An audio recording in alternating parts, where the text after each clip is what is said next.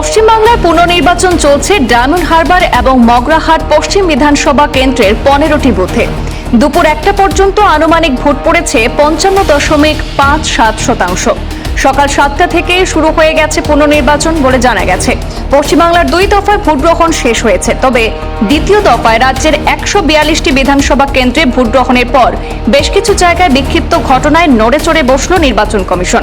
দক্ষিণ 24 পরগনার 2 গুরুত্বপূর্ণ বিধানসভা কেন্দ্র মগরাহাট পশ্চিম এবং ডায়মন্ড হারবার নিয়ে নতুন করে রাজনৈতিক উত্তাপ তৈরি হয়। ফলে নির্বাচন কমিশনের পুনর্নির্বাচনের সিদ্ধান্ত নেয়।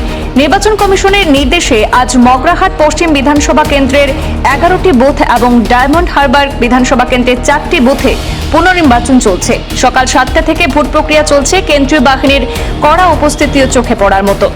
এদিকে মগরাহাটের একটি ভোট গ্রহণ কেন্দ্রের ইভিএম মেশিনের সমস্যার জন্য ভোট পর্ব প্রায় 1 ঘন্টার বেশি সময় ধরে বন্ধ থাকে বলেও জানা গেছে, যার ফলে লম্বা লাইনে দাঁড়িয়ে থাকতে হয় অনেক ভোটারদের। তবে পুনর্নির্বাচনের তালিকায় ফলতা বিধানসভা কেন্দ্রের কোনো বুথের নাম এখনো অন্তর্ভুক্ত করা হয়নি, অথচ এই ফলতা কেন্দ্র নিয়ে গত কয়েকদিন ধরে সবচেয়ে বেশি বিতর্ক এবং অভিযোগ উঠে এসেছে।